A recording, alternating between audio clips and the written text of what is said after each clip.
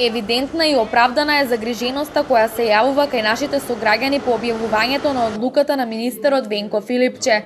Коронавирусот е глобално здравствена закана. Фрапантна е бројката на заболени и починати лица од коронавирусот. Досега од коронавирусот на глобално ниво заболени се 65.187 лица, а починати се 2615 лица. Покрај во Кина, заболени има во Италија, Британија, Русија, Швајцарија, Австралија, Хрватска, а со тоа се поголема опасноста вирусот да пристигне и кај нас. Вака ја започнаа пресконференцијата од ВМРО ДПМН при Општински комитет Велес. Тие велат дека по состанокот на управувачкиот комитет на Центарот за управување со кризи, министерот за здравство Венко Филипче изјавил дека инфективното оделение во Велес, заедно со инфективните оделенија во Штип и Гостивар, ќе бидат изолацијски центри и карантински единици за сомнителни случаи од коронавирус. Тоа значи дека во инфективното оделение во Велес ќе се прифаќаат сомнително и потенцијално заболени од коронавирусот, не само од нашиот град, туку и пациенти од целиот Вардарски регион. Од ВМРО ДПМН при Општински комитет Велес изјавија дека ова не е ниту најсоодветно, ниту најрационално решение за згрижување на сомнително болните и заболените, а во исто време дополнително се загрозува здравјето на граѓаните и на медицинскиот персонал. Од друга страна, загрижува фактот дека инфективното оделение во Велес ниту технички, ниту инфраструктурно нема услови за згрижување на заболени, потенцијални болни и сомнителни болни од коронавирусот. Критериумот според кој е направен изборот е нејасен, но јасно е дека инфективното оделение при Општата болница Велес е со субстандардни услови за згрижување и третман на болните.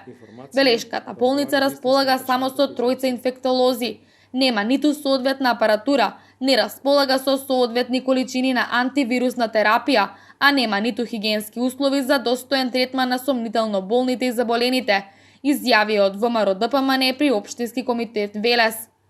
Воедно во името на нашите сограѓани, од името на сите велешани, од ВМРО ДПМН, Општински комитет Велес, го повикаа министерот за здравство Венко Филипче да преиспита и преиначи денешната одлука и јавно го прашаа: кога последен пат министерот Филипче го посетил инфективното оделение во Велес и дали знае какви се условите и колку е оштетена инфраструктурата на оделението за инфективни болести?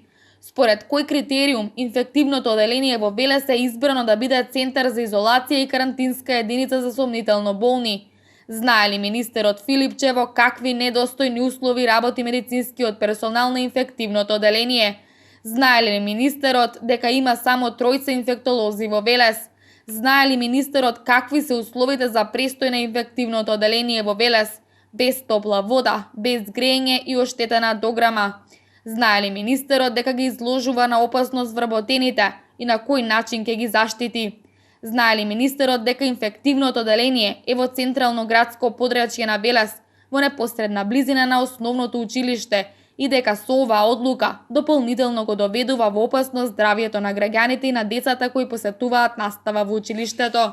И на крај го запраша: зошто токму Велес? Болницата во Велес не е ниту клинички центар, ниту има опрема, реагенси и антивирусна терапија за соодветен третман на заболени, сомнителни и потенцијално болни од коронавирусот.